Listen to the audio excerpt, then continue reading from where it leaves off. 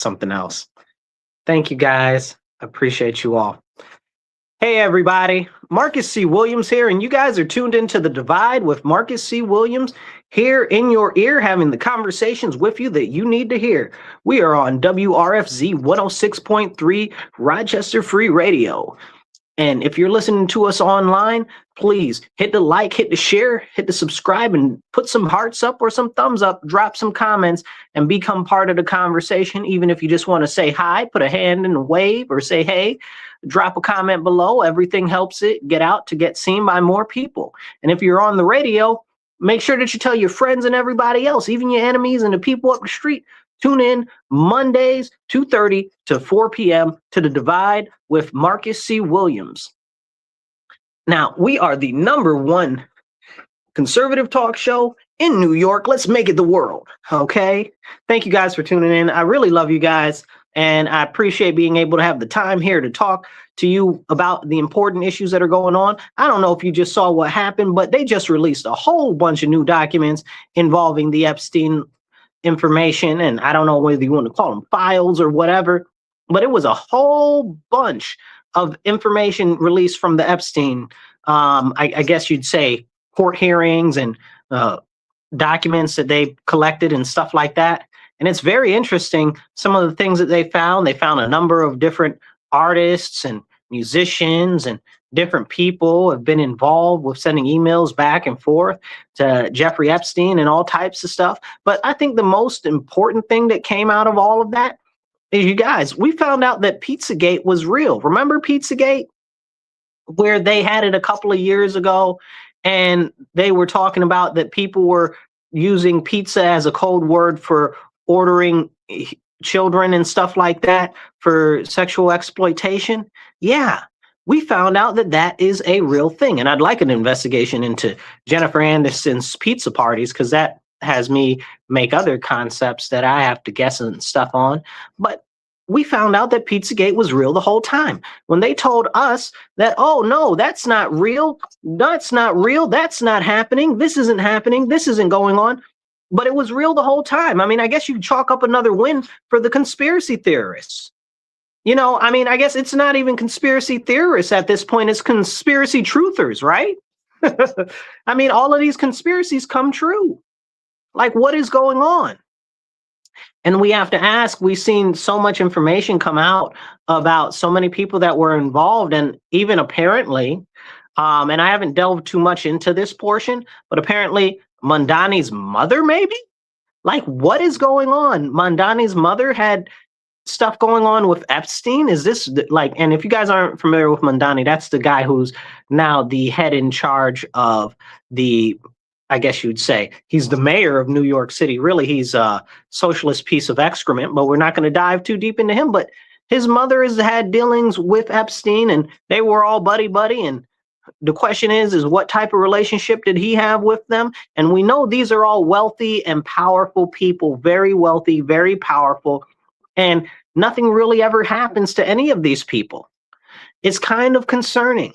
You know, we see more and more documents getting released, more and more people getting embroiled in this stuff. And there's a lot to it, right? And it's more than just the presumed sex crimes, right? Can we talk about that, though? Can we talk about this man was a financial money mover? Like, he was all about the money, all about the Benjamins, baby. Okay? Like, can we talk about that? Like, so there's definitely series of monies moving around here and there, back and forth, and you never really hear anything about the financial aspect of what he had going on. So we really need to start asking questions. We saw some documents in relation to what's his name, Bill Gates, and him possibly catching a STD from some sex workers and then trying to get antibiotics to give to his wife secretly. You know, now we have to ask, why did she leave him? You know, she might have left him because there's a whole lot of stuff going on behind the scenes that he's into. I mean, Bill Gates is definitely very clearly a very evil man. He's talked about he wants to block out the sun. Like, what type of evil villain? Okay, James Bond, character talks about they want to block out the sun. Like something's wrong. He wants to depopulate the earth and, make people be forced to be sterilized and stuff like this. These are the things that he said out his mouth, right? So imagine the stuff that he said behind closed doors. And it's things like this that have to make you go, what's really going on? And how come we don't have any conversations about these things? Nobody talks about Bill Gates and the shenanigans that he's gotten into and stuff like that. We saw that Melinda left him and they were together for quite a long time. So we wonder what sordidness happened there. And I have to ask, you look at all of these rich, extremely affluent people that are cut above all of us normal people and the poors, right? Like they think that they're so much better than us because they're so wealthy and affluent that they can do anything that they want. Well, when you got money on that level, you kind of can do anything that you want. And we see that over and over again. And people bring up these Epstein files, especially the Democrats and stuff like that. And I'm like, okay, I hear you. But what happened to the Pandora Papers? Or what happened to the Panama Papers?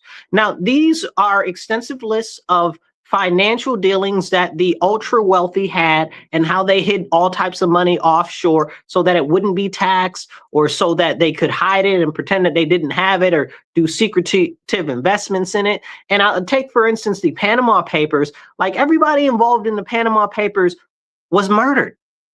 Like everybody was murdered that was involved with that release of those documents. Everybody in the whole law firm was murdered. Everybody's dead. Like, so when you're at that level of wealth, at that level of power, they really don't play by the same rules that we do.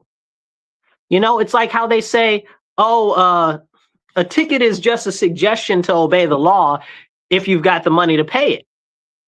And these are the conversations that we need to have, because if these people, these billionaires, these heavily influential people, these royalty, these diplomats, these people, those people in the third, if they've got all this power and all this money, they're really not playing on the same level that we are. Look at what happened with John McAfee when he tried to come out with all the information that the government was doing us wrong, that all of these ultra wealthy people were trying to do all of this stuff behind the scenes. Not only did they kill him, they blew up a whole portion of an apartment building in Florida so that his so-called fail-safe drive would not be able to disperse information. Like, and that's crazy because that goes back to Mossad. Okay, they had IDF agents there digging through the rubble and stuff like that. How does that even happen? How does that even happen? Like the Mossad, like what's going on? Mossad, what's going on? Like we need to have these conversations. And again, going back to Jeffrey Epstein, he was an agent for Mossad. Okay, and you might say, oh, well, no, he wasn't or whatever. Yes, he was. And he was probably also working for the CIA and everybody else too. Anybody else, any intelligence agency that'll give him money. Anybody that's rich and powerful that'll give him money. We really need to have these conversations because these people are really, really, really here on a different level. And they don't care about what's going on because they don't subscribe to the same level of procedures that we do. When people say, oh, well, certain people are above the law, they are above the law. Like, why are we sitting here playing like they're not above the law?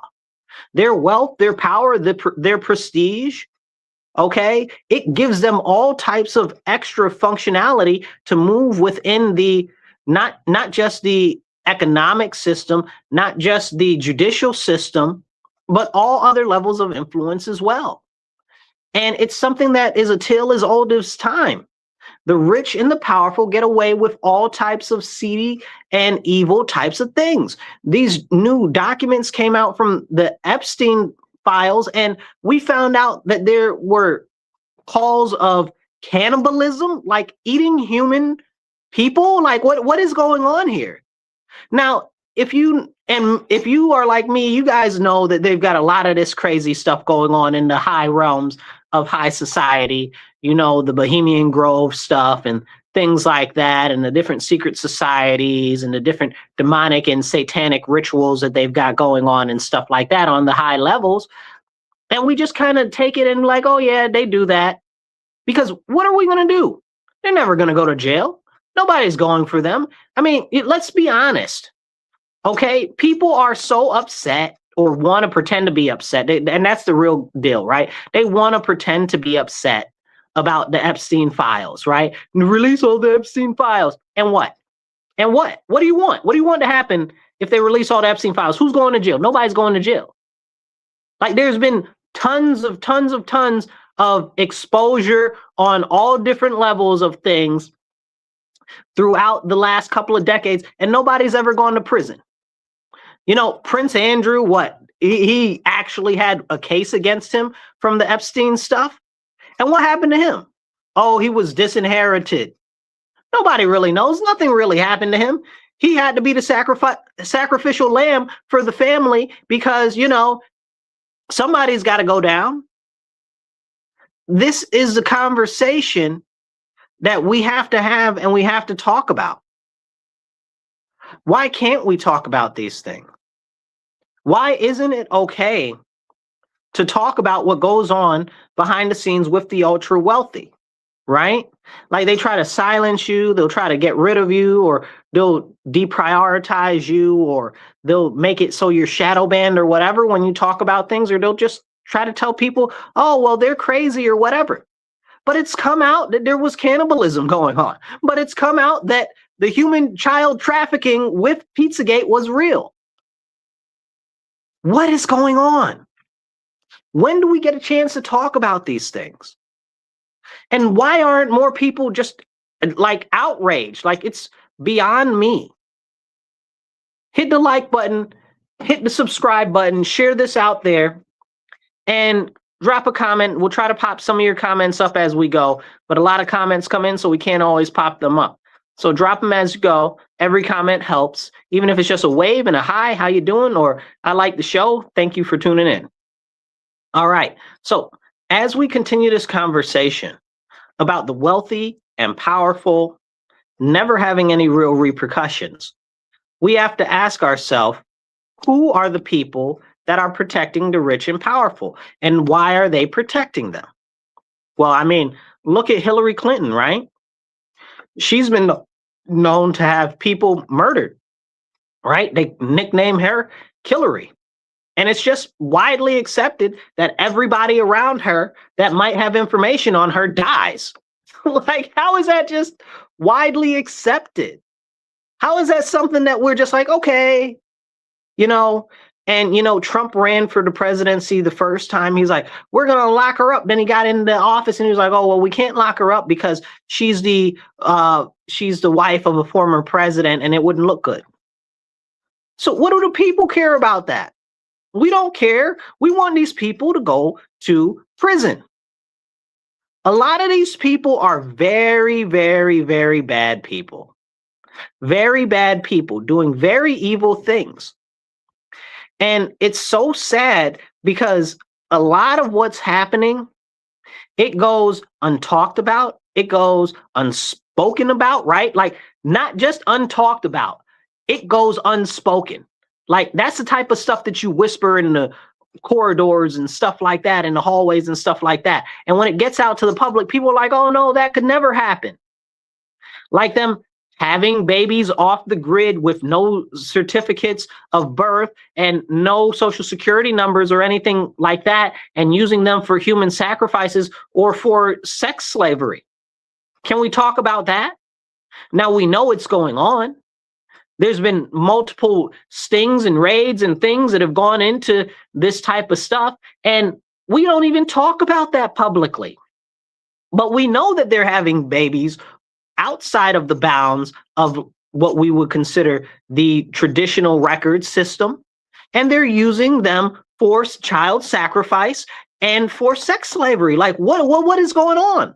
Like we know that this is a thing that happens, that does exist, but we don't talk about it. And when you talk about these type of things, people get really fidgety and squirmy and stuff like that. And they feel really uncomfortable because they don't want to talk about those things because it's so evil. It's so demonic. It's so far from the general concept of what individuals would consider normality that they push it out of their heads. Even though we know that this serious, horrible stuff really happens. Really happens. Like, it's terrifying. It's absolutely terrifying. And we need to have these important conversations. Now, if you guys think that somebody's going to end up going to prison over this and you're online, drop a comment. Tell me who you think is going to end up going to prison for any of these crimes that have been committed in the whole Epstein files and stuff like that. Because there's a number of rich and powerful people. And it seems that the only time that they go down is when they're about to try to tell some good information on some other people that might go down. Or when they're the sacrificial lamb that has to go to the slaughter because somebody's got to go down. So they pick them. But we can't talk about that. And we need to talk about it. But it's, again, it is beyond me that after all of this time, we found out that Pizzagate was real. And that is not on every news channel 24/7 for the next 48 hours. Like, how are they not going to investigate into this child human trafficking? And we know it's going on. And we look at what's happening right now with the current administration and people getting mad at ICE and stuff like that, right? But we know under Biden, over almost 500,000 children went missing that came into this country. There's almost 500,000. I believe the number that they're actively saying is like 350,000. So far under the current administration, they've been able to account for about 150,000 of those children. Like, there's still a whole nother 200,000 children that are just missing, poof, into thin air somewhere.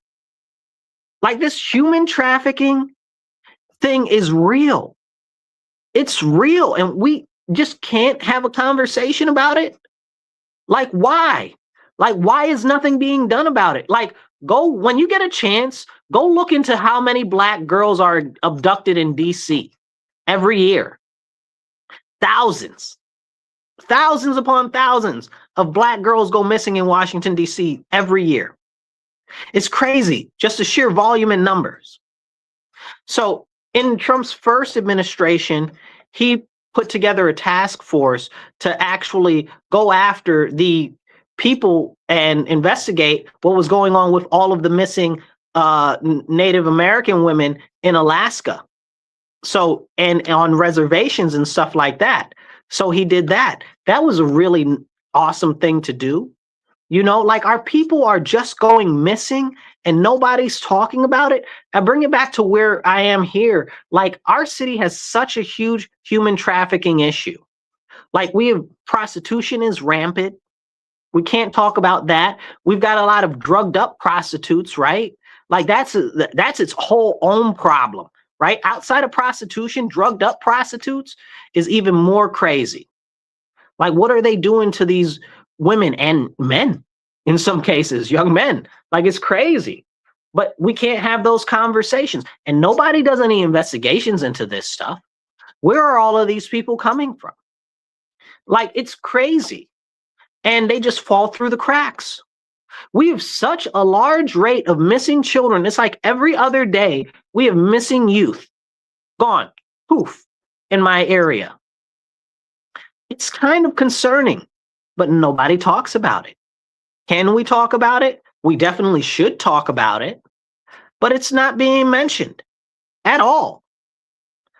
And I go back to the missing children that ICE and Border Patrol are actively investigating.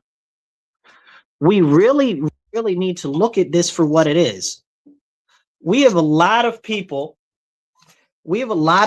right now that are actually causing all types of problems and chaos ongoing in the system to make it so that these people are missing, don't actually have anybody to go after them or look into them or anything like that. So this is a serious, serious thing, and we need to talk about it. But nobody's talking about it. Nobody's looking into it. And what's going on? Should we not care about missing children? Should we not care about missing people? Should we not? I mean, it's abysmal to me that things like this continue to go on and nobody wants to engage on it. Somebody needs to find all of these missing people.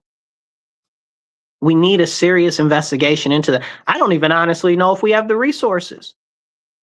Because like we said, it's big business, especially with a lot of wealthy people and a lot of individuals that have a lot of power that are going on and I guess you would say, embedding themselves into this type of manipulation of people. Like, the human trafficking is maniacal. It's very, very, very concerning. And I brought up last week that, one of our biggest, it's always in our top 10 outflows in the United States, exports. Human blood. How is there so much human blood? It's our number one export that's a actual biological export. It's even higher than agriculture. How does that happen? So we need to have these conversations. When we see this type of stuff happen and there's no conversations on it, and where were all these people, especially the Democrats, Now all of this stuff is coming out and they're like, oh, Trump this, Trump that, Trump, Trump, Trump, Trump, Trump. Seriously? Because I guess to them, Trump is the only thing that's important in the world. Not all the other information that's coming out, not the missing people, not what's actually going on, not what's actually being done, not any of it. Not any of it, But hey, I mean, of course they wouldn't care. Because why would they? It doesn't go along with their talking points. It doesn't. They can't do anything with the talking points except deliver the same ones over and over again. They've got a good bad guy. They want to keep the bad guy. So they're going to do what they can to continuously use that as, I guess you would say, as a anti-idol, Like, it's their idol, but like what they consider to be evil. So as we go through this conversation, I want to jump into a couple of other sections of topics and stuff like that. But we really need to have a conversation about all of this high-level insidiousness that's been going on forever, right? Billionaires, millionaires, the political elite, and everybody just do whatever they want. Movie stars do whatever they want, and they get away with it. We're in the whole eyes wide shut situation, and it's just okay, okay, everything's fine. But when can we have those conversations? Let's jump into some stuff that's going on throughout the nation right now. Right now, we've got a lot of special elections that have just gone down. The Republicans have lost a couple of seats in the House. I believe the Republican majority in the House is down to 4 seats. So that's a very concerning situation right there, because we know that if the Democrats get back in power, what they're going to do is they're going to push for more open borders. They're going to push for more things that are going to destroy our economy. They're going to push for more funding for this, more funding for that, more. And the more that they push for, the more we have to expand the government. And at the end of the day, that's the biggest issue that we as the populace of our country have. The continued expansion of the government. So when we see a president like the current president, Trump, who's trying to cut back on government bloat and on government positions, and people are like, oh, no, don't do that. We have to ask them why. Because we know that our whole, I guess you would say, the whole government in and of itself is so large and it's such a behemoth that it's crushing our citizens underneath it. It's making us completely dependent on the government, and that's something that we need to have a conversation about. The level of dependency on the government continues to increase as long as the continued expansion of the government continues. And that's a serious, serious issue. Right now, the federal government is partially shut down. They would not pass the funding for DHS, and that's a serious issue because DHS deals with a number of things. You know, they deal with the TSA. I'm not fond of the TSA. We've talked about that before. The TSA has never once stopped any terrorist activity. Okay, they're useless. I'm not the people, the individuals, right? But as an organization, like it's been a pain. And if you're older than me, you might remember before the TSA existed. So this is a serious problem. It's a serious problem that DHS is shut down. Like they're the Department of Homeland Security. Now, don't get it twisted. If you guys know me, you know I'm not a big fan of the Department of Homeland Security. Okay. I don't like big government. I don't like overarching government surveillance. I don't like any of that. But speaking of government surveillance, as we get into that conversation, one of the things that the Democrats want to push right now is they want to push the fact that they want more body cameras for ICE. Now, I need you guys to sit with that, and I need you to think about that very clearly, right? So what is the number one issue with the government right now against the people? It's the expansion of surveillance, right? It's the expansion of surveillance. People say it's this, oh, it's that. No, it's the expansion of surveillance, because the number one thing that you need to actually move towards bigger government, to more control over the people, is surveillance. You got to know who, what, where, when, how, why, and what motivates them. And we need to have those conversations. Now, the Democrats are trying to force ICE to have body cameras. Okay. And it sounds good, right? It sounds good. We're like, oh, yeah, it's going to be for the protection of the citizens. It's going to be so good, whatever the case is, whatever the case is. Is it? Because it's more government surveillance.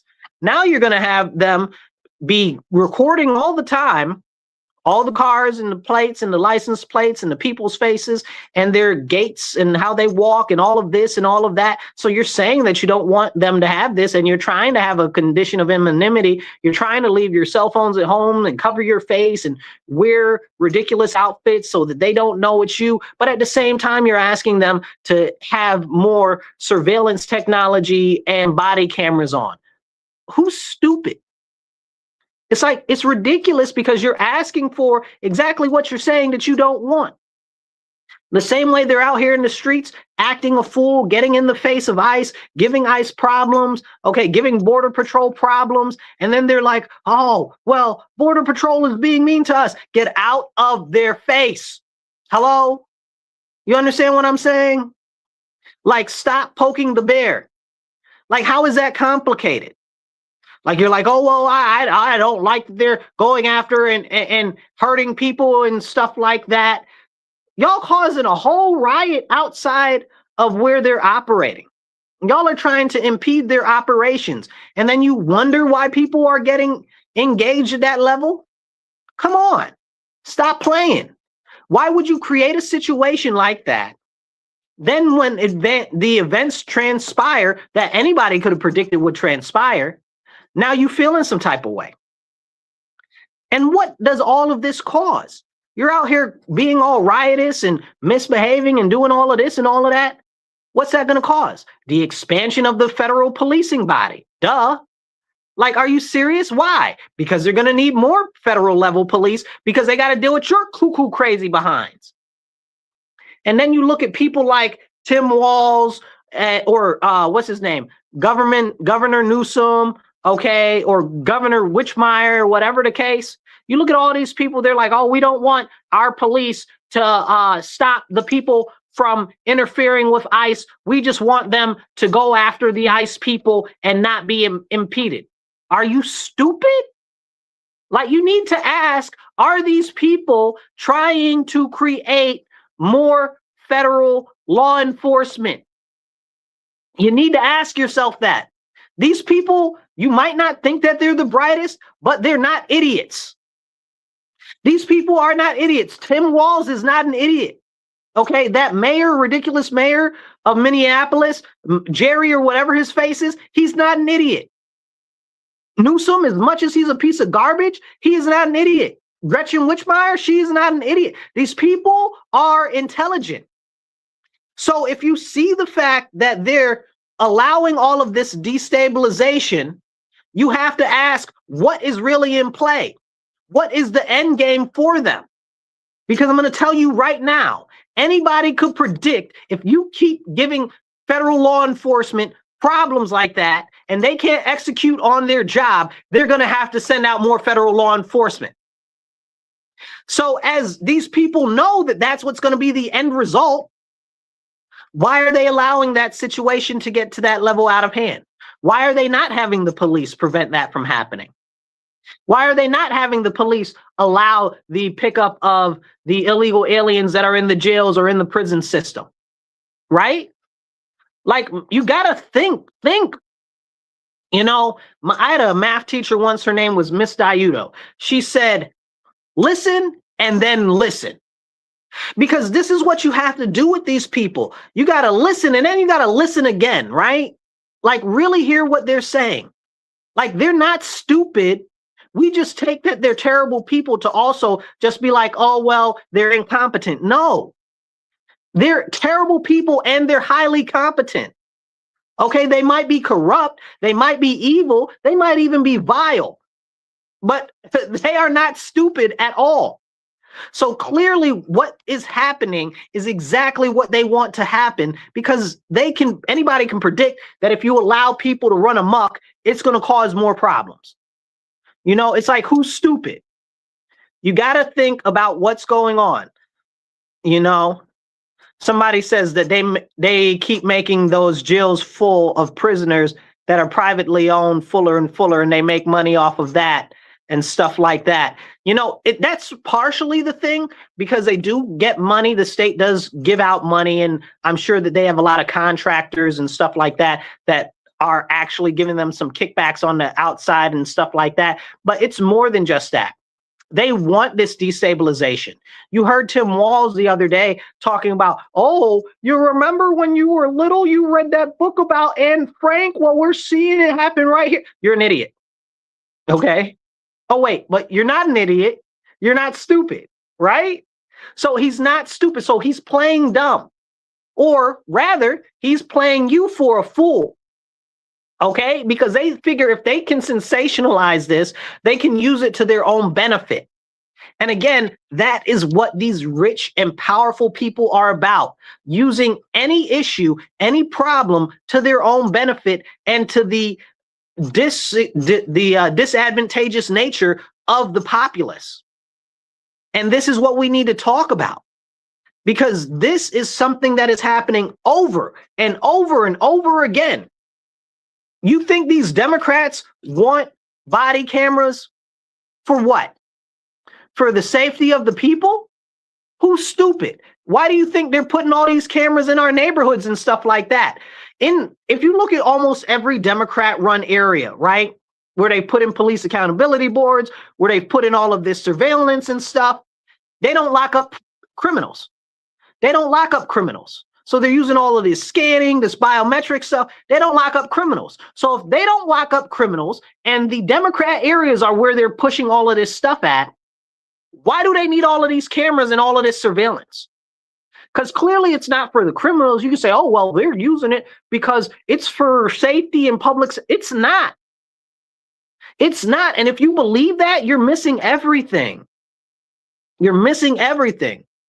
You gotta pay attention to what's going on, because this is out of control. What's happening is we see the left and we see the right, and we see the Democrats and we see the Republicans, and we see this and we see that. But what it always is it's always two dichotomies. It's always this or it's always that. But I'm telling you right now, it's mostly about the power structure in and of itself. It's about the people at the top of the pyramid. They're all in it together. You know, George Carlin made a very good point one time. He said, they all go to the same schools. They all go to have the same bankers. They all holiday in the same places. They're all married into the same people's families and stuff like that. They don't need to have a conversation about what they need to do to collaborate. They all know what is best for their own group. That's what it is, people. These rich, affluent people do not operate the same way as us as regular citizens. And they're all in it together. It doesn't matter what the party is. They're all working towards the same type of an end goal, which is more surveillance, which is more heavily curated presence of what you can and cannot do.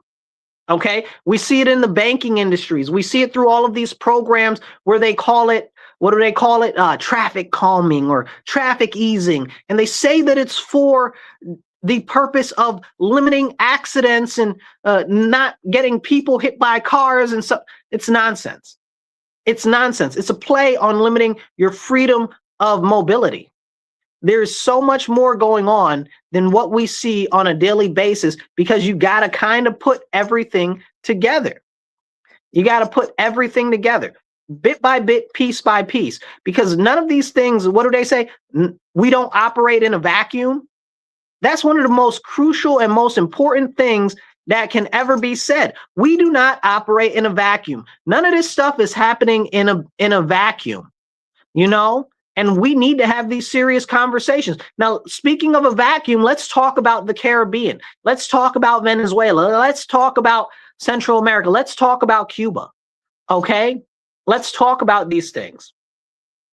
We've got Venezuela right now is greatly in our grasp as America.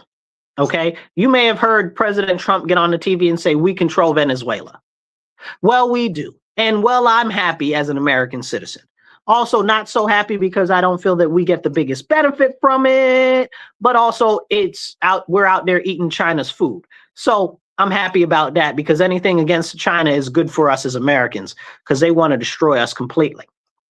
But the deal is with the whole thing with Venezuela, if you're looking at what's going on, a lot of the things has been twofold. It's been to hurt China, and it's been to actually hurt Cuba. So we've had a issue with Cuba for generations, right? For like the last 3 generations since Fidel took power, right? Like we've continuously had issues with them. Real quick, we'll come back to that topic. I want to thank you. You're listening to The Divide on WRFZ 106.3 Rochester Free Radio. You are tuned into The Divide with Marcus C. Williams. If you're on the radio, we are here from 2:30 to 4 p.m. every Monday. If you're watching us online, hit the like, hit the share, hit the subscribe, drop a comment, be part of the conversation. I'll pop your comment up on screen. Even if you just want to say hey or hi or I enjoy your show, drop that, because every comment helps move the algorithm to get it out to more people. So let's jump back into it. So as we have this conversation about what's going on with Venezuela and China, China was getting a lot of the oil from Venezuela. Okay, Cuba was getting a lot of the oil from Venezuela. Cutting off the oil transfer to China helps the U.S. Cutting off the oil transfer to Cuba hurts the Cuban regime, which is something we've been trying to get rid of for generations. And now we're almost there. We've almost strangled Cuba enough to get rid of the regime. And just the other night, a couple days ago, 2 days ago, I believe it was Hammer. He's one of our what do you call them, ambassadors. So he was over there in Cuba, and I think he's actually like the trade dude too, but it doesn't matter. He was down in Cuba, and like a whole bunch of people were protesting. I don't know how much a whole bunch of people is. I've seen like 10 of them. You know what I'm saying? They were giving him a hard time and stuff like that.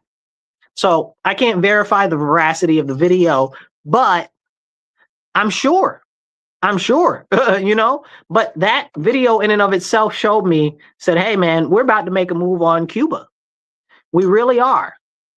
And that's going to be a big issue. Right now, Trump is talking about Cuba very, I don't know what a good word for it is, verbosely, you know, like he's talking about we might have to get some of our Cubans and have them go back to Cuba because they've been separated from their family and they need to redevelop the nation and stuff like that. I guess if you're a Cuban with some money and some power, you could really, and you live in the US, you can really make your move and push into the president's circle right now and get some serious influence, because he's going to need people to run Cuba after we get rid of the, I don't know what you call it, I guess, dictatorship. Okay. That's in Cuba right now. Personally, if it's up to me, we reincorporate Cuba back into the United States. But whatever is going to happen, it's going to be a puppet of the American people, of the American country. I just want to integrate it back in the US fully because I want our baby to come back home. If you don't know, Cuba used to be part of the United States and I want it back. Okay. But that's neither here nor there. He's really, the president is really talking about having our Cubans go back there and work on rebuilding the country and stuff like that and helping their family and stuff like that. That would be amazing. Cuba used to be real boss, okay, back in the 50s and stuff like that. So, I mean, it'll be very interesting to see what happens. It'll be very, very interesting to see what happens. I'm interested in what direction this will go. I think that what we're seeing right now with the cutoff, remember, Cuba was getting 1/3 of their oil from Venezuela. Okay. So that is a very serious impact. Right now, there's a lot of blackouts and a lot of other issues and stuff like that. So I guess the concept is if we cut it off enough, what will end up happening is that there will be riots and the people themselves will try to overthrow the government, or the government itself will try to overthrow the government. You know, people inside the government will try to tear it down from the inside because they're not getting fed either. You know, they're not able to live to the same quality of standards that they wanted to either. And that's something that's very interesting. We'll have to see how that ends up turning out. But it's something that is happening now, and it's something that is going on. So we need to acknowledge what's going on there. And if we get that to happen, if we get the Cuban dictatorship to crumble, if we can replace the regime in Cuba with a America-friendly version, oh my goodness, we'll be really doing something. Not just for the Cubans, but also for America ourselves. So that'd be kind of awesome. That'd be kind of awesome. So I'm looking forward to seeing what happens there. But a lot of this has to do with geopolitics, and a lot of people don't have those conversations, so they don't understand what's going on. If you guys want to support the show, you can go to Patreon and you can go to Rochester Free Radio and you can donate on there to the radio station, become an underwriter there. That'd be awesome. If you're online, you can support the show. You check out the sides right here. Or if you're on vertical, you can check out down there. But let's jump into it and keep going forward. Hit the like button, hit the share button, get it out there. Don't cost you nothing. So as we have these conversations about these important geopolitical issues, we have to look at it in the sense of how is that going to affect the mainland for safety, right? So when we talk about safety, we have to say, okay, well, who are the main threats? We have drug crime is a very big threat. Drug crime is largely being funneled into our country from China. Okay. China's making all the precursor drugs and stuff like that for the fentanyl and all of this. They're down there in South and Central America, especially Mexico, training all the cartels on how to make these different things and stuff like that. Very, very interesting, because their whole goal is to destroy our country from the inside. But we have to actually have that level of conversation. And not a lot of people want to. I look at it like, give, for instance, what's going on with the, I guess you would say, China right now, right? Internally in China, there's a giant conflict going on where they've purged a lot of the senior military officials. So people are like, oh, well, they purged a lot of senior military officials, so that means that China's not going to go into Taiwan. I beg to differ with that concept. I believe that because they've purged a lot of these people in the military, that's going to hasten and expedite their move into Taiwan. I believe that that's what's going to happen. And if it does look like Xi is losing power, if it does look like Xi is having all of these issues, we have two big problems. We don't know if whoever's going to replace him will be better than him. And we also don't know if, because he's old, right? Like Xi is old, right?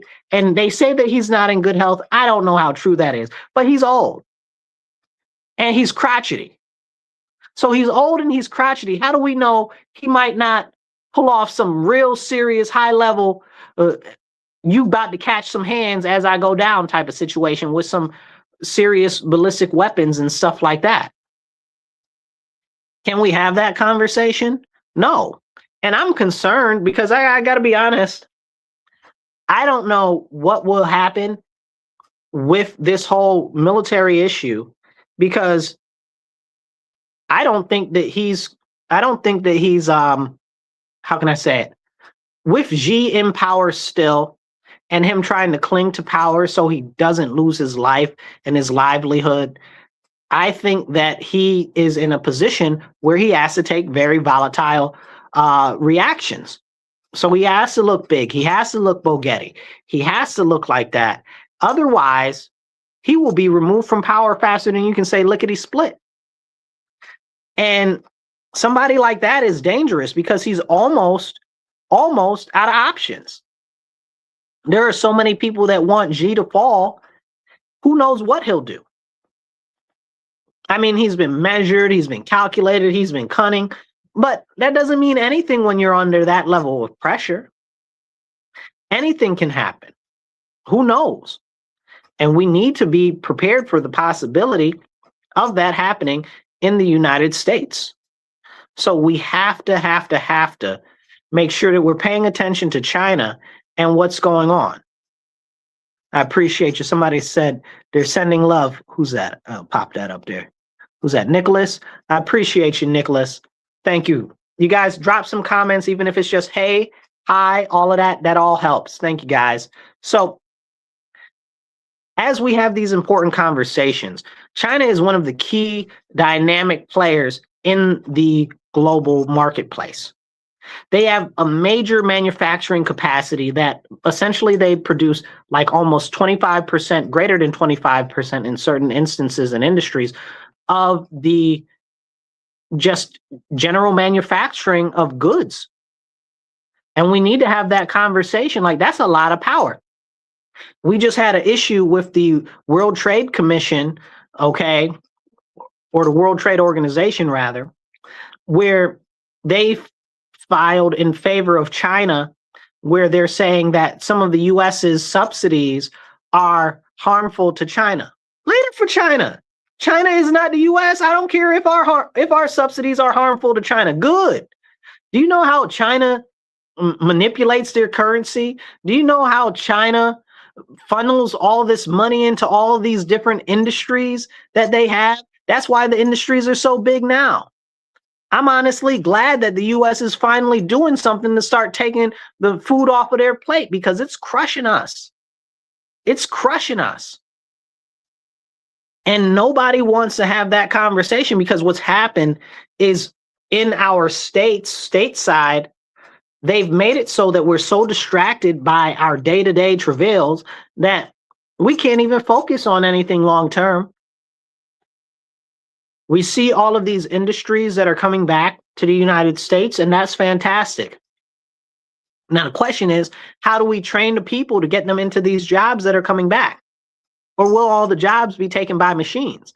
And if the jobs are all taken by machines and we have Social Security that's collapsing, Social Security will be bankrupt allegedly by 2030.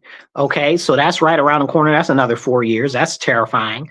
And social and disability is at least good for a little while. They say about 2045. That's good till. But it's collapsing around us. That means that anybody my age or younger, okay, we're not gonna see Social Security unless there are some major changes made. Unless there are some major changes made. But Congress doesn't want to do anything to address those types of issues. They'd rather actually just go out there and rename libraries and rename post offices instead of actually addressing the serious issues. These are problems, you guys. Serious issues. But they'll say, oh, well, the president's trying to cut Social Security. No, he's not. Trump's ran a whole campaign on not cutting Social Security. He said multiple times in office he's not cutting Social Security. He hasn't made one move to cut Social Security. Separately from that, he's not even in charge of that. That would have to come from Congress.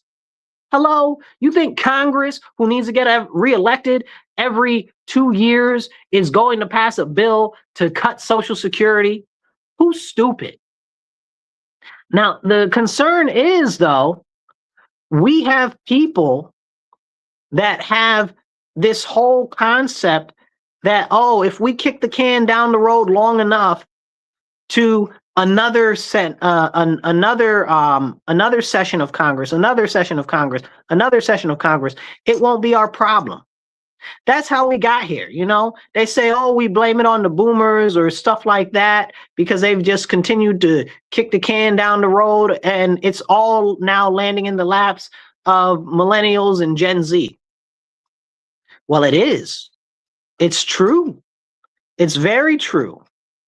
And that's a problem. But we can't have that conversation. And we need to desperately have that conversation. Somebody brought up, they say, I have friends that have prescriptions that eat that every month, and it's high doses of fentanyl. So fentanyl, if you guys don't know, was just classified by Trump a couple of months ago as a weapon of mass destruction. So that's also something very important to understand, because it is also used in pharmaceutical drugs. But Trump said that, oh, well, it won't impact the use in pharmaceutical drugs. And this whole concept goes with reshoring pharmaceuticals to the United States, as well as production. I don't know how to stock for what are people that do all of the drugs all the time, the chemicals, DuPont. I don't know how their stock looks. I'm gonna have to go look at it. But like companies like them that manufacture the chemicals and stuff for these different drugs and stuff like that, they're probably going to do pretty well in the future because we're working on reshoring all of this stuff. But as we have this conversation about RX drugs and stuff like that, Trump just launched Trump RX, okay, which is based off of, essentially it's a marketplace where you can get a list of all of the prices of pharmaceutical drugs and you can buy them for less. And that's awesome. That's awesome. But it also ties in with his push for most favored nations, which is a piece of legislation that makes it so that we pay only as much as the lowest amount of any foreign country. So for instance, what's been happening is countries like India, which they make a lot of pharmaceuticals there, will have one pill. Let's say it's some piece of let's say Vicodin, right? Let's just say Vicodin for all intents and purposes. It costs them 5 cents here, 5 cents there in India, right? But here it costs us $30, $150, $200 a pill, or whatever the case is. We will, because of most favored nations, only pay the lowest amount of what any other country is paying. So if India is paying 5 cents, if the Netherlands is paying $2, we'll pay what India pays. Otherwise, India has to renegotiate with the pharmaceutical industry to buy the drugs at a higher price, but still the lowest price that they can buy it at, or any other country can buy it at, is what the US will be paying for it. And that's going to have major cost savings. That's going to have major cost savings. So I'm looking forward to that. But we also have the problem that Congress hasn't pushed this through Congress. So right now it's only an executive order, and an executive order is only good as long as the president is there. So we need that. We need that very seriously. And we've got this whole push for reforming the healthcare system under Trump, where he wants to do these health accounts and stuff like that. And everybody's like, grr, because it's Trump, right? So he's a good bad guy. So let's be mad at anything that he does. But in New York State, we already have a health savings account in New York State. Like, what are you mad at? Like, these people just want to be mad to be mad. Like, it's ever so important that we have real conversations about this stuff. but nobody really wants to. Nobody really wants to. It's very, very serious. I'm excited for the Trump RX stuff. I'm not on any drugs as far as pharmaceuticals go, or any other type of drugs. I don't do drugs. I don't really drink or do anything. I don't know. You call me a dry person or whatever the case is, it doesn't matter. But I don't take any pharmaceuticals, but I know a lot of people that do. I had to help take care of my grandfather, and like the pharmaceuticals and stuff there were like crazy prices. So I'm looking forward to this. This is going to be a big win for a lot of people. And yeah, Canada has a lot of less expensive drugs up in Canada. So a lot of people try to go over the line to Canada to try to get drugs from over there. I've heard about that very often. And sometimes they'll go over there for medical procedures too, or to Mexico for medical procedures because it's less expensive there. Now, it's funny about Canada is they have socialized medicine in Canada, but you can't get an appointment if you don't got no money. So appointments out there in Canada are like 18 months out, 24 months out, 48 months out. I saw this lady who was, she needed to get like her hip or whatever the case was going on with her. And they were like, oh, well, it's going to be 2 years out. They were like, it's going to be 18 months for you to be able to get a scan, just a scan for her hip, knowing she's going to need a hip replacement. So if it takes 18 months to get registered for a scan, how long is it going to take her to get her hip replaced? Like, the dangers of socialized medicine are not lost on me, but they're lost on a lot of people that push this, oh, we need to have social medicine stuff. Look at England. England's got socialized medicine. It doesn't work out so well over there. Japan's got socialized medicine. It doesn't work out so well over there. Like, and I love Japan, but we're not being serious. We're not being serious at all. And speaking of Canada, Canada's got a lot going on right now with China. Again, getting back to the China and China's influence all throughout our hemisphere. The issue with China and Canada right now is they're trying to do like some sort of an extra deal with tariffs or whatever this case is, free trade or whatever. Canada's like, we're not doing free trade with them, but they're trying to get rid of the tariffs on cars from China. Now, if you know anything about Canada, Canada makes a lot of the American cars. The manufacturing in Canada is largely tooled towards making American cars. So that's a lot of jobs, bro.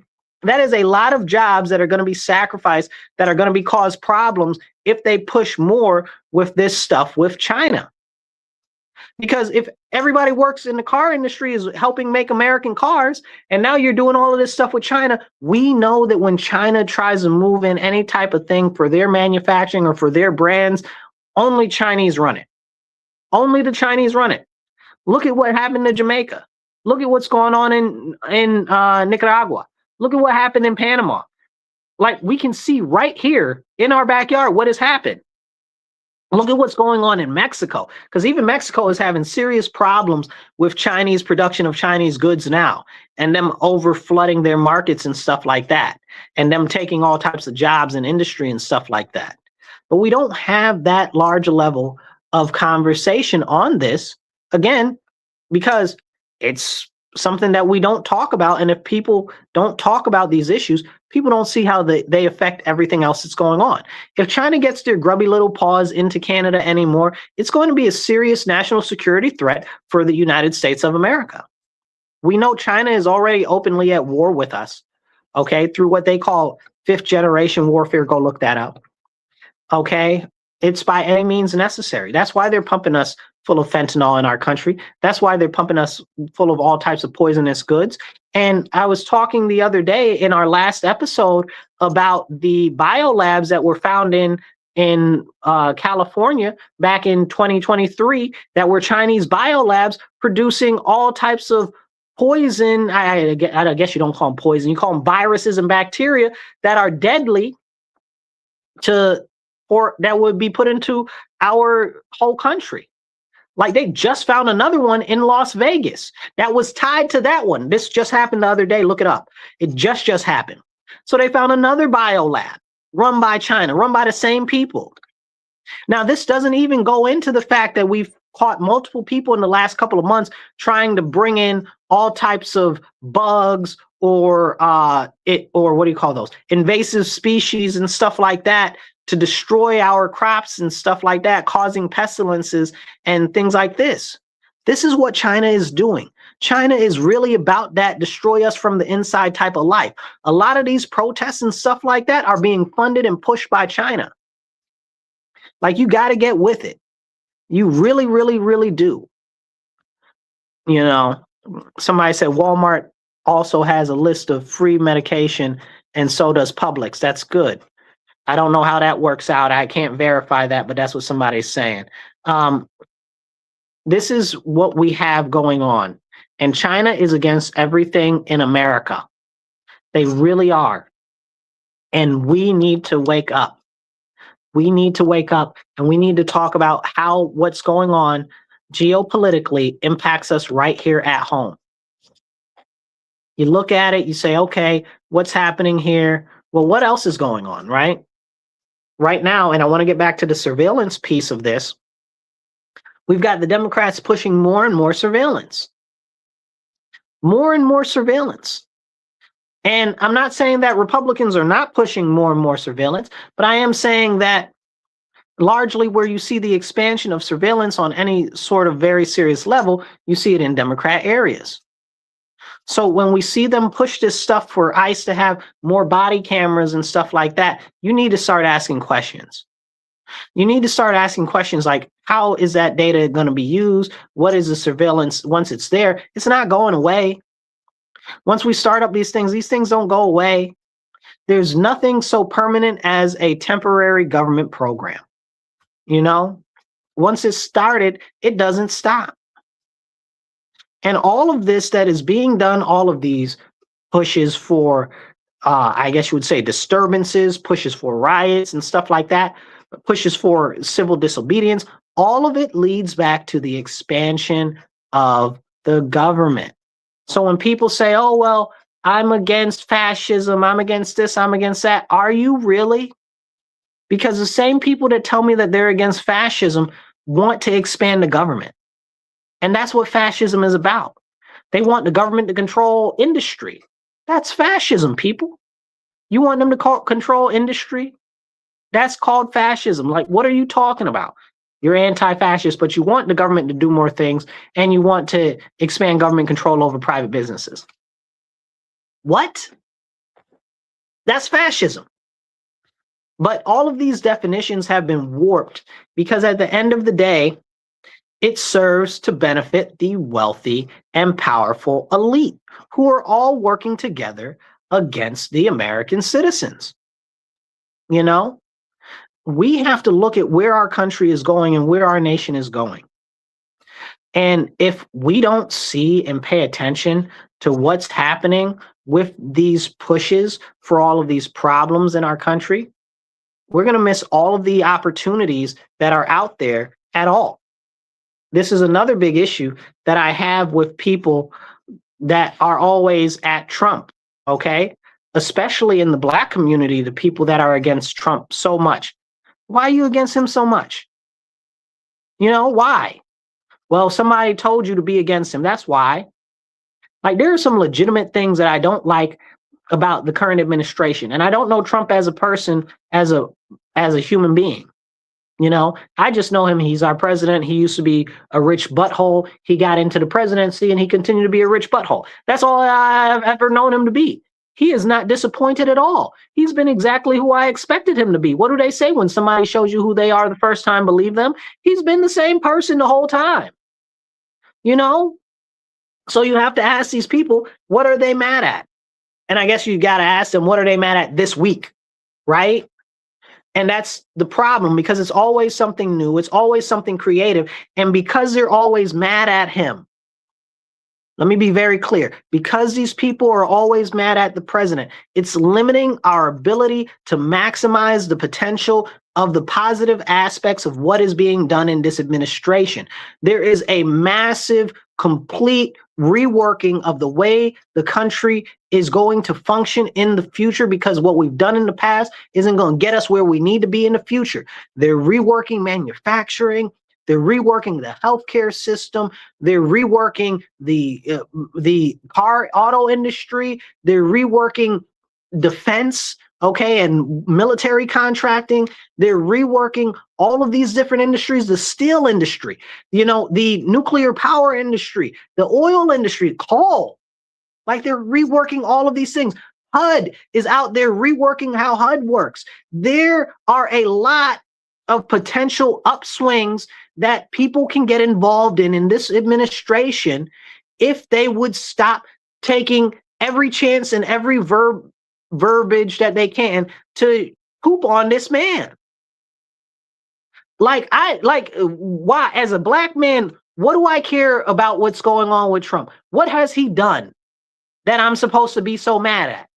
He's gone against the illegal aliens. I don't want no illegal aliens here. Hell, I don't want half of the actual immigrants that are here. You know why? Because they don't love America. They don't care about America. I want me and a person that's immigrating here that loves America, is patriotic, loves our country, wants to be part of our country, wants to add to our country, okay?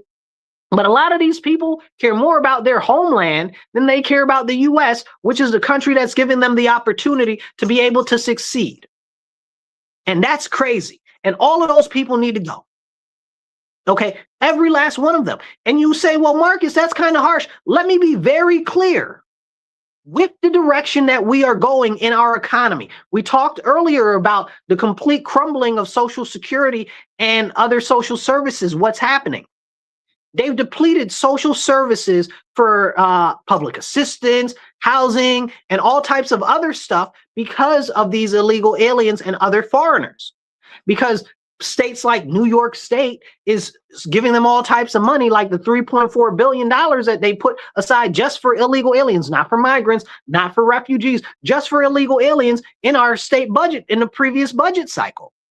Like, that's real. So when people say, oh, well, illegal aliens aren't getting any money, I don't know what you're talking about. In New York State, they are. And I know that they are because they wrote it into the budget, and you can go look it up. These are not secrets. Like, what is it called? Open secrets? That's what this is. It's an open secret. Like, we know it's happening. We know that they're housing them. We know that we're paying for their housing. Like, that is not a secret. We know that we're giving them food. We know that we're paying for the food. Like, that is not a secret. Why can't we have those levels of conversation? So yeah, for me as a black man, look at the communities that they put all of these foreigners and immigrants in, okay? Largely, they pump them into underserved or working class communities, pushing out the people that live there, taking advantage on the extremities of the people that are already suffering in these communities. Can we have that conversation? No. Because the people that are largely leftist liberals that say that they care so much about the people in poverty and the black people and all of this and all of that, they don't actually care to have these conversations. And yet they're out here championing for illegal aliens. But because why? Who does that benefit? Not us as American citizens. Illegal aliens don't benefit us. They're hurting us. And then they'll say, oh, well, who's going to pick the crops? I'll tell you who's going to pick the crops. The machines are going to pick the crops. Okay? Like, do you know how farms work? Have you been paying attention? I like agriculture a lot. Like, I like food. Like, so I pay attention very heavily to agriculture, meat production, and stuff like that. I can talk on end about it. But this is something serious is happening. Again, more machines, more artificial intelligence is coming for all of these jobs in the next couple of years. So even if all of these people were working in the field, which they're not, okay, you're talking about millions and millions of people that are here illegally, okay? They're not working in the field, okay? Especially nobody in my age range, okay? They're not working in no hot sun. They're coming from countries that have malls, cell phones, and the internet. Stop playing.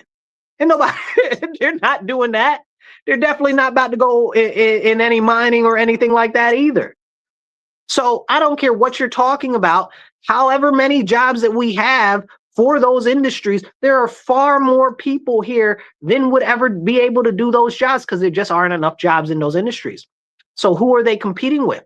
They're competing in other industries that are everyman jobs, like contracting, like roofing, like plumbing, like all of these other things that anybody can get these types of jobs and work as a trade and actually learn to do them. They're taking them. Okay. You go to, I was talking to somebody at that went to Taco Bell the other day. They're like, nobody speaks English in there. And they're not even Mexican. They're like, they're all from some South American country, and this is crazy, right? Because you can go to McDonald's, right? And they're not speaking English. Well, these are a problem. And it's not like they're not speaking English like they're Cuban Americans, or they're not speaking English like they're Puerto Ricans. Like, this is a very serious conversation. So they're taking these everyman jobs, the basic entry-level jobs. They're going into the warehouses. They're taking all of the jobs. Okay, they're doing all of the Ubers and all of the this and all of the that and those type of jobs. And we need to have those conversations. We need to have those serious conversations. Somebody said you could also not pickles and strawberries with the machine.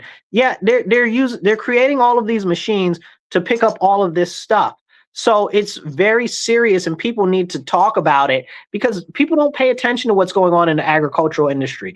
Very few people go out and look up what's going on with the agricultural industry, the production of machinery for it, or anything. But back to the conversation at hand, these people are taking the basic jobs. Okay? They're taking the jobs where you work in a warehouse, you go to a warehouse, everybody's in there, someone's foreign. It's crazy.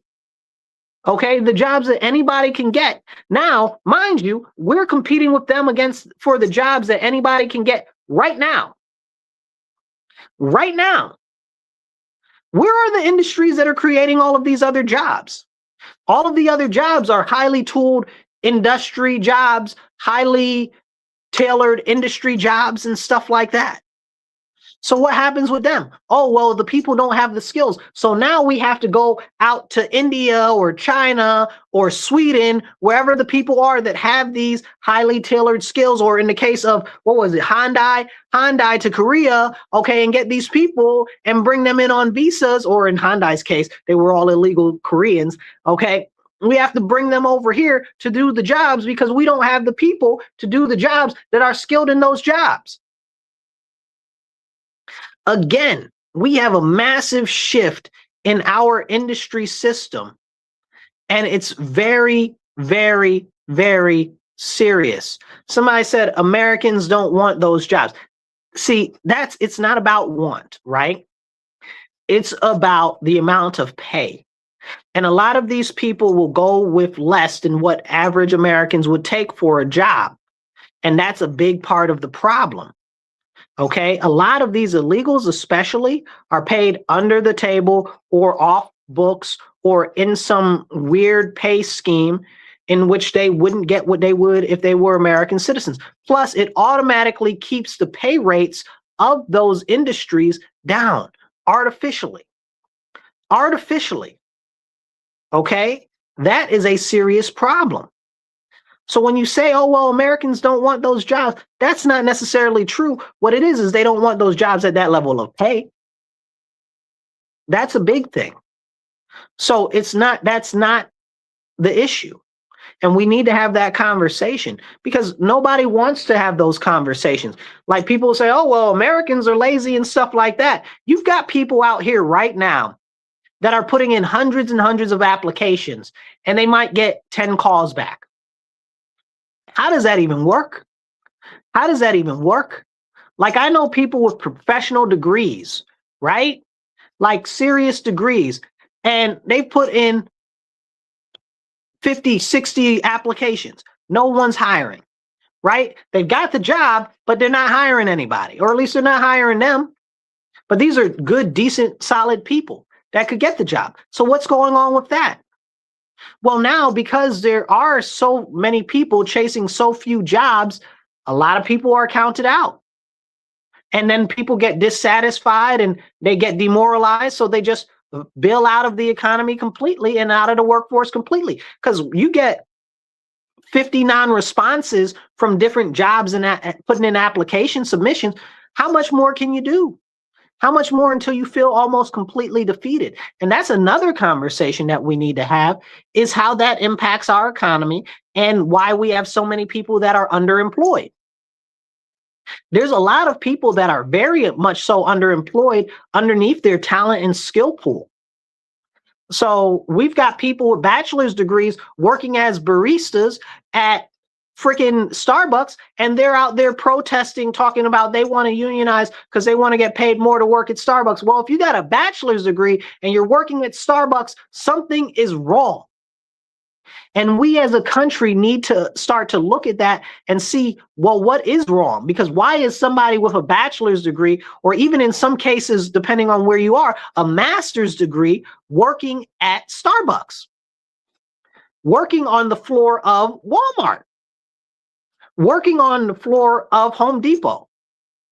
Like, why are these people with these skills and stuff working there? What's going on with our education system, or what's happened with our economy? And that's what's really happening, and people aren't seeing it.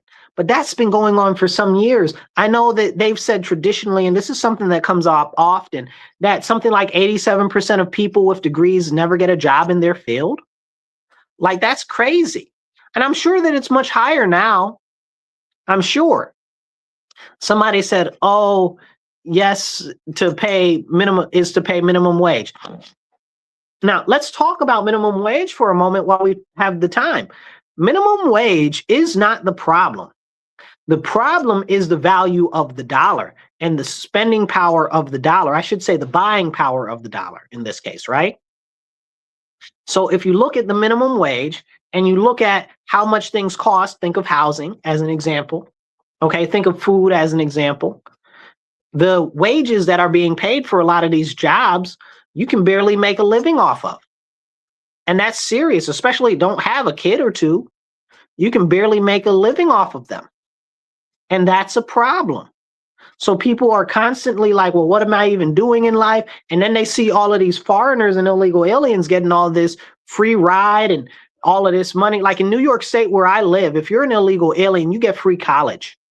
You don't have to even fill out the forms like anybody in New York State does. Like, there's a whole section there for illegal aliens specifically. Go look it up. Like, I can't even make this stuff up. Like, all illegal foreigners get free school, but you don't. You know, like, it has to be very specific industries, tailored things. But for them, it doesn't. How does that work?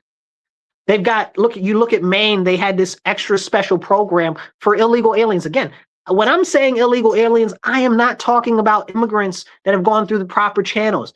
They had this buying scheme where they would give these housing vouchers to these illegal aliens, okay, to buy homes. To buy homes. Like in certain states, and I believe California is one of them, they've got a special program. I can't remember how much it is, but they'll cover the down payment for a house in many places in California for illegal aliens. But they're not doing that for our citizens. How does that work? Something's broken. The focus in America is broken.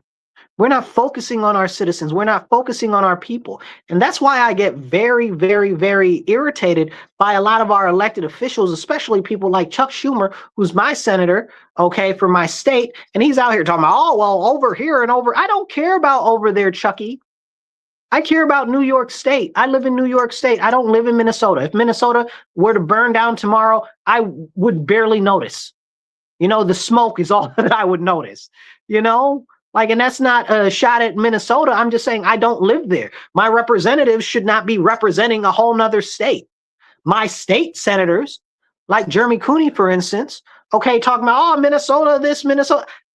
Dude, you cover my area in the city. You cover 3 of our towns on the side, okay? You don't extend to Minnesota. What are you even talking about, Minnesota? But that shouldn't even be a word on your lips. You shouldn't even be talking about Buffalo. You understand what I'm saying? Like, but this is what's happened. Our elected officials aren't looking to represent us. They're looking to represent their own personal private special interest or what they think is going to keep them in power and mobilize their specific power bases. And we need to have that conversation. This is a serious problem. Like, I'll give you an example, right? Like where I live, we have a serious issue with the school district. Okay. The school district pays more than any other school district per child. We're over $35,000 per child. You can put everybody through Harvard twice, okay, each year on what we spend on school for our children per capita in the city of Rochester in the RCSD.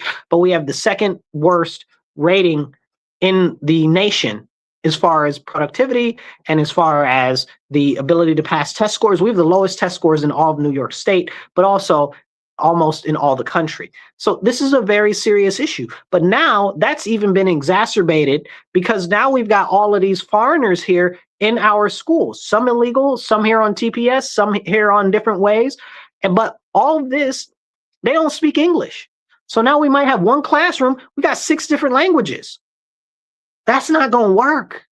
And all it does is drain the money, drain the resources, and all of that from our people. Okay? When are we going to have the chance to actually focus on our citizens?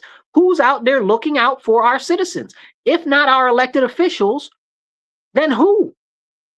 That's their job. This is gross neglect and dereliction of duty. Why are they focusing on them? And then we can get into the election system because, like I said, they're doing it because they think that it'll mobilize their base, but also it helps them get all of these other monies for all of these other programs that they want to say that they're supporting, which again gets them elected. It gets them donations to their campaign. It gets them to put people into different jobs and stuff like that.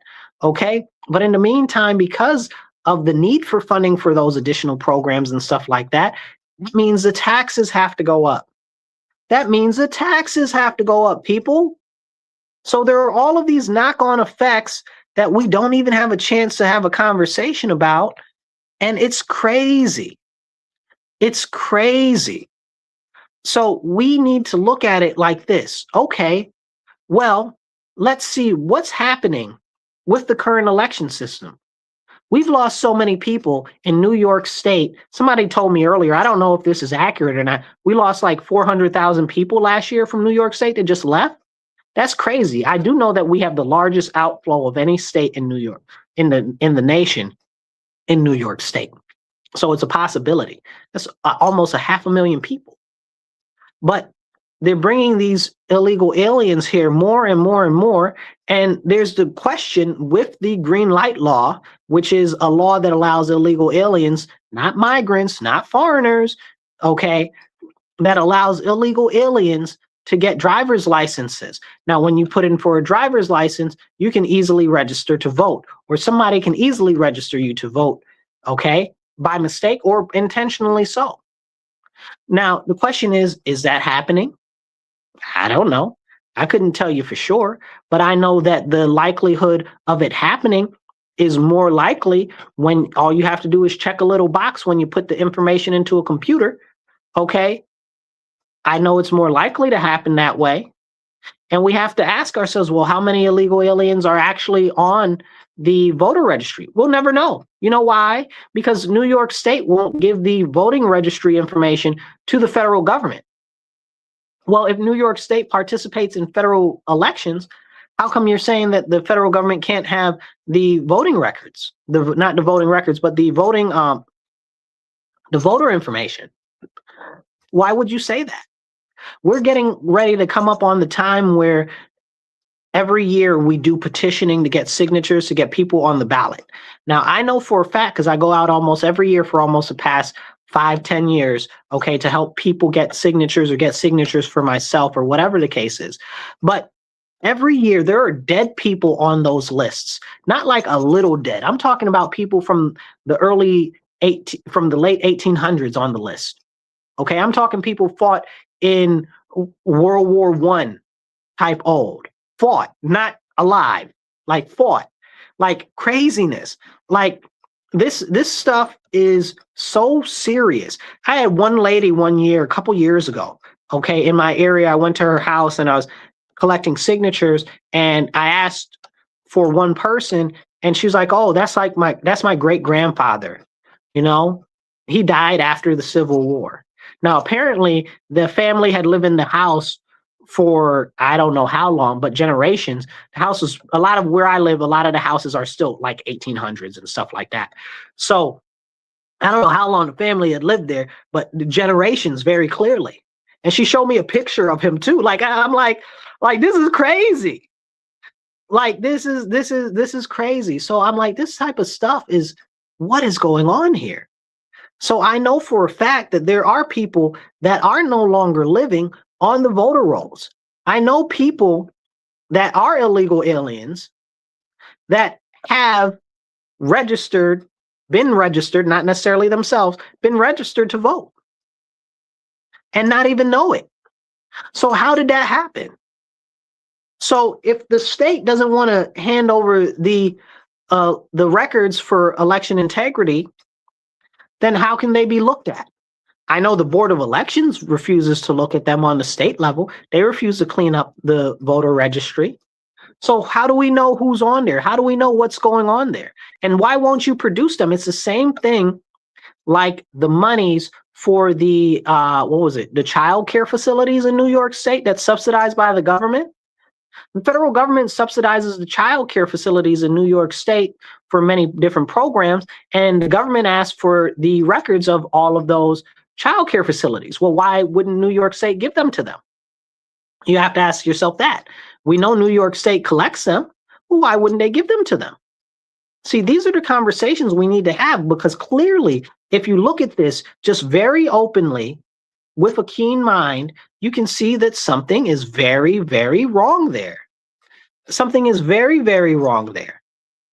And we need to have those serious conversations. You guys, please hit the like button, hit the share button, get this message out there. We need to have this conversation. Drop a comment below. It don't cost you nothing. And if you want to donate to the show, you can go to patreon.com and go to Rochester Free Radio, okay?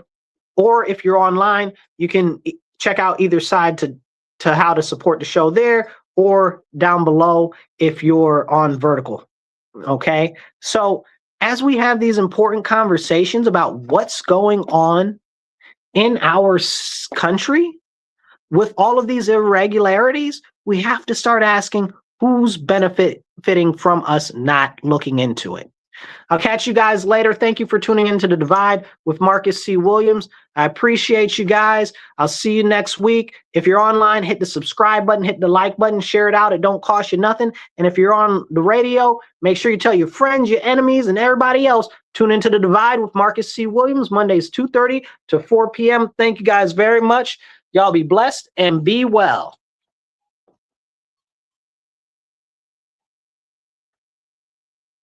All right, you guys. I appreciate you guys greatly for being online with me. You know, if there are some comments or conversations that you'd like us to have in the next show or whatever, drop them below, drop some comments, and definitely get this out everywhere that you can. And be sure to subscribe, because we are the ones who are going to drive our country forward. And if it is to be, it's got to be up to us. Catch you guys later. Y'all be blessed and be well. Remember, stand up, speak up, and don't shut up. Take action.